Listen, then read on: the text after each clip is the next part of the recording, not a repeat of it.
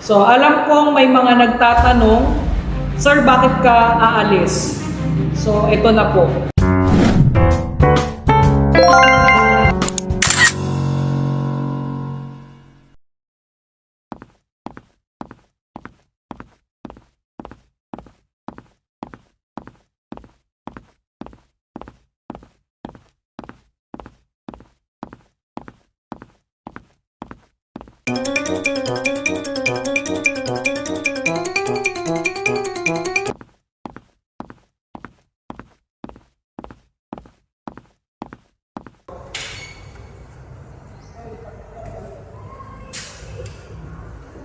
Hi guys, so this is Sir James and this vlog is very close to my heart.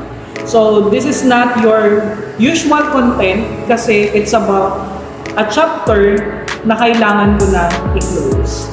So after 2 taon sa Southern Luzon State University Catanawan Campus, so it's time for me to say, pero bago ang lahat, gusto ko munang i-share ang memories, pasasalamat at kaunting kwento tungkol sa journey ko bilang instructor sa SLSU. So nung una akong pumasok sa SLSU, so kasama si Ma'am Princess, saka si Sir Christian, so to be honest, kinakabahan talaga ako. I was new and I was figuring things out. So araw-araw, natututo rin ako kasama yung mga estudyante, hindi lang sa pagtuturo, kundi sa buhay. So every class, every student, every lesson ay naging part din ng growth ko. So nagkaroon ako ng chance na turuan ang mga future educators, naging advisor ng student council at ng COMELEC. Kasama ko dyan si Sen.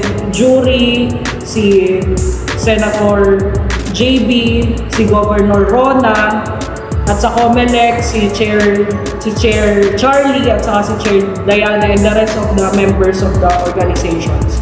So nakipagkulitan at minsan, sabay-sabay ding na stress, hindi lang din kasama yung mga student, pati na rin yung mga faculty sa paggawa ng iba't ibang requirements and reports.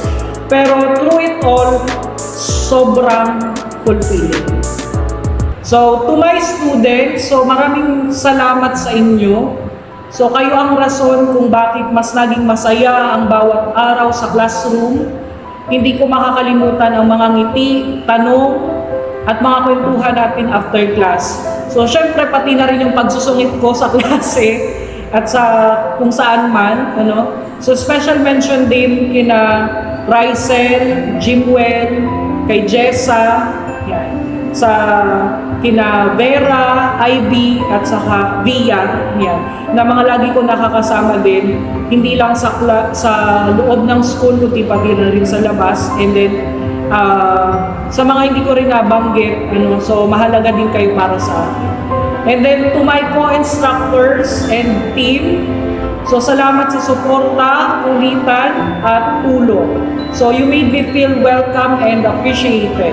Hindi ko mararating ito kung saan man ako pupunta kung wala din kayo. And to SLSU community, so maraming salamat sa pagkakataon. And I will always carry the name of SLSU with pride and gratitude. So alam kong may mga nagtatanong, Sir, bakit ka aalis? So ito na po. So end of contract na rin, and at the same time, I've been offered a new opportunity na makakatulong sa personal and professional growth ko. So it's not an easy decision, pero I know this is something I need to do for myself. So to everyone na naging parte ng journey ko dito sa SLSU, so salamat. Hindi man tayo araw-araw magkikita after this, dadalhin ko lahat ng memories natin habang buhay. So sana magkita pa rin tayo someday in another classroom, sa field, or kahit saan man.